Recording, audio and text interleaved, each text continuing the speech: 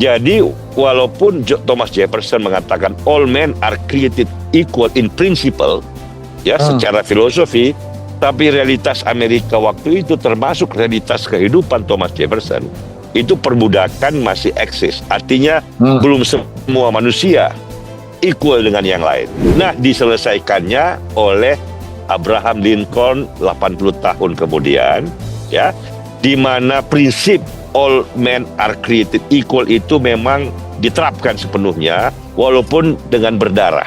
Dia politician yang menulis dengan sangat baik, berpikir dengan sangat baik, dan bisa berpidato dengan sangat baik. Nah, dia inspiring orang-orang sesamanya untuk ikut, ya karena ini kan masih kontroversial di Amerika waktu itu, untuk ikut pemikiran baru yang menerapkan prinsip equality secara konsisten dengan menghapuskan perbudakan. Kalau Abraham Lincoln kalah waktu itu, maka Amerika ini tidak akan menjadi seperti Amerika yang kita kenal. Apakah sejarah panjang dari Jefferson, Madison, Abraham Lincoln, kemudian abad 20 kalau kita mau lihat salah satu yang terbesarnya kan Franklin Delano Roosevelt.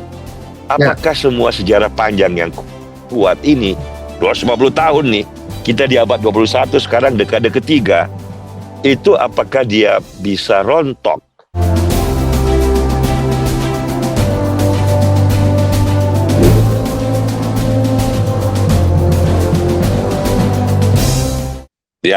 Ya, jadi memang Lincoln, Jefferson, dan Washington. Ya, di belakang saya ini kan Tugu Washington, hal sebagai pemimpin revolusinya lah ya.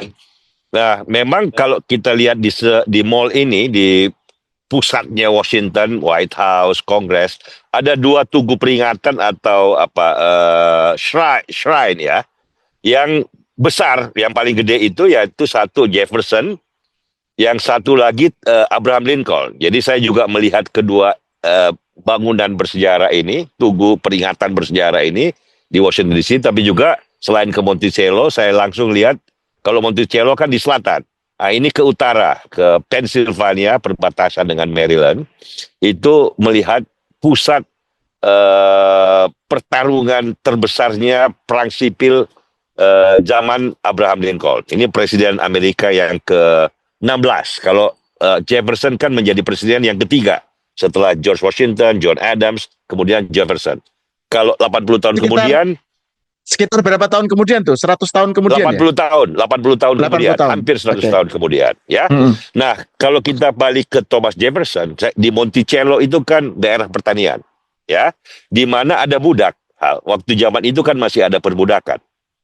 Jadi, walaupun Thomas Jefferson mengatakan all men are created equal in principle, ya, secara filosofi, tapi realitas Amerika waktu itu termasuk realitas kehidupan Thomas Jefferson, itu perbudakan masih eksis. Artinya belum semua manusia equal dengan yang lain. Dan dalam hidup pribadi Thomas Jefferson, karena istrinya kan meninggal dunia, Martha, dan pada saat dia menjadi dubes di Prancis, dia membawa satu budak perempuan yang namanya Sally Hemings, yang kemudian dia berhubungan, punya anak 4 dengan Sally ini. Jadi pada Thomas Jefferson, selain pemikir, filosofer, Declaration of Independence, kontradiksi Amerika itu muncul di situ yang belum diselesaikan. Nah, diselesaikannya oleh Abraham Lincoln 80 tahun kemudian, ya, di mana prinsip all men are created equal itu memang diterapkan sepenuhnya walaupun dengan berdarah, ya. Pada saat itu 1860-an, 13 negara bagian nih ya, yang diproklamasikan, sebagian negara bagian di selatan tidak mau menghapuskan perbudakan, ya, tidak mau menerapkan prinsip yang telah dilahirkan oleh Thomas Jefferson secara konsisten dalam realitas Amerika saat itu. Nah, Abraham Lincoln adalah presiden Amerika yang mengatakan bahwa a house divided cannot stand.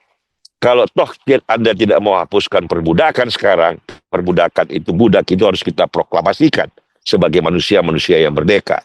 Jangan perluas sistem perbudakan. Silahkan kalau Anda mau, tapi secara bertahap kita akan kurangin.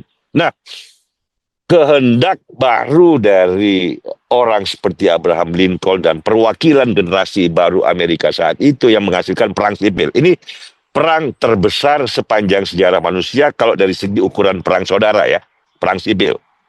Nah, kalau Abraham Lincoln waktu itu tidak bersikap sebagaimana yang dia lakukan, atau kalau Abraham Lincoln kalah waktu itu, maka Amerika ini tidak akan menjadi seperti Amerika yang kita kenal. Ya, Amerika akan menjadi serpihan negara-negara merdeka yang barangkali sebagian maju, sebagian perang saudara, sebagian terbelakang. Ya, tetapi the fact bahwa Abraham Lincoln ini berbeda dengan Jefferson. Kalau Jefferson kan filosofer intelektual yang berpolitik. Kalau Abraham Lincoln sebaliknya hal. Dia politician yang menulis dengan sangat baik, berpikir dengan sangat baik, dan bisa berpidato dengan sangat baik. Nah, dia inspiring orang-orang sesamanya untuk ikut. Ya, karena ini kan masih kontroversial di Amerika waktu itu. Untuk ikut pemikiran baru yang menerapkan prinsip equality secara konsisten dengan menghapuskan perbudakan. Nah, 4 tahun mereka berperang, pecah belah negaranya, saudara dengan saudara saling membunuh, saling melawan, pada akhirnya Lincoln dan pasukannya menang. Nah, pada saat dia menang, pertempuran terbesarnya adalah Gettysburg. Saya pergi melihat bagaimana medan perang laga itu. Ini kalau di Jepang Sakigahara di mana Tokugawa lahir. Kalau di Amerika itu Gettysburg lah. Nah, di situ Lincoln berpidato yang by the people for the people, tetapi dia katakan bahwa kematian begitu banyak anak-anak muda Amerika, kita harus beri makna ke depan untuk terus-menerus memperjuangkan proposisi bahwa negara kita ini lahir karena proposisi bahwa manusia itu lahir dengan merdeka dan sejajar dengan manusia lainnya. Itu pidato yang sangat menyentuh dan menjadi warisan Abraham Lincoln dan melengkapi evolusi Amerika sebagai sebuah republik modern. Kalau tadi dilahirkan oleh Jefferson, ya, oleh John Adams, oleh Washington, oleh Alexander Hamilton, oleh James Madison, dia kemudian dilengkapi, disempurnakan oleh generasi Abraham Lincoln. Setelah Abraham Lincoln, Amerika menjadi republik yang kita kenal seperti sekarang, di mana ada prinsip demokrasi yang kuat, di mana bentuk negaranya pelan-pelan menjadi a unified federal state yang kuat dan pelan-pelan masuk ke abad 20 yang menjadi apa yang kita sebut sebagai the American Century hal. Nah, ini penting nih untuk melihat, karena Amerika kan menjadi negara terkuat terdepan pada abad 20. Tetapi pada abad 18 dia lahir, pada abad 19 dia disempurnakan, pada abad 20 dia menjadi the American Century, dia menjadi Pax Americana setelah Perang Dunia Pertama dan Kedua. Nah, sekarang kan kita abad 21 hal.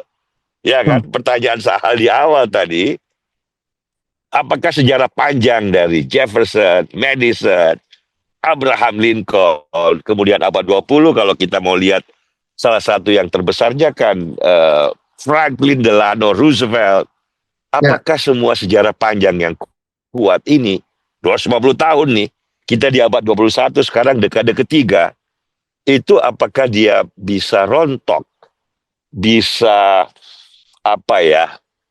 dasar-dasarnya dibongkar oleh seorang pemimpin seperti Donald Trump. Ini kan pertanyaan awal saya tadi. Saya kan duduk di mall ini, melihat Monticello, melihat Gettysburg, melihat monumen George Washington, juga bertanya seperti itu. Is it possible in a very short year of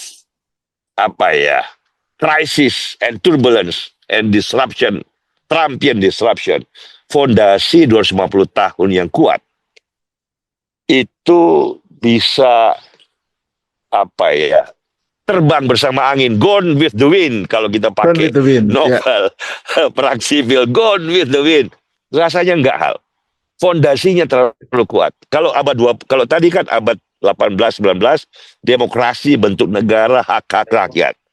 Kalau abad 20 itu dia ditemani lagi oleh satu paham baru selain demokrasi, yaitu ekonomi yang bebas, ekonomi yang terbuka, ekonomi Adam Smith dan David Ricardo gitu ya, baik domestik maupun pergaulan ekonomi antar bangsa gitu. Apakah semua itu demokrasi dan free trade, demokrasi dan ekonomi terbuka, demokrasi dan ekonomi pasar bisa dibolak-balik segitu gampangnya oleh temporary emergence of a crazy king, of a mad king gitu? Itu kan begitu susah dipercaya rasanya ya. Saya sih ingin mengatakan bahwa itu hanya the passing phenomenon in politics gitu ya. Fundamental dan jangka panjangnya rasanya sih Monticello, Gettysburg, Smithsonian Mall, di mana kita melihat ini bukan hanya peringatan politik hal. Kalau saya lihat, saya di depan museum antariksa hal. Di depan museum antariksa ini ada Museum of Natural Science. Ini Jeffersonian. Ini semangat pada ilmu. Ini apa republik modern yang menghargai ilmu dengan perdagangan terbuka, dengan demokrasi yang kuat. Ini kalau orang bilang the beginning of the end. Kalau ini ungkapan Churchill nih. Ungkapan Winston Churchill, the beginning of the end.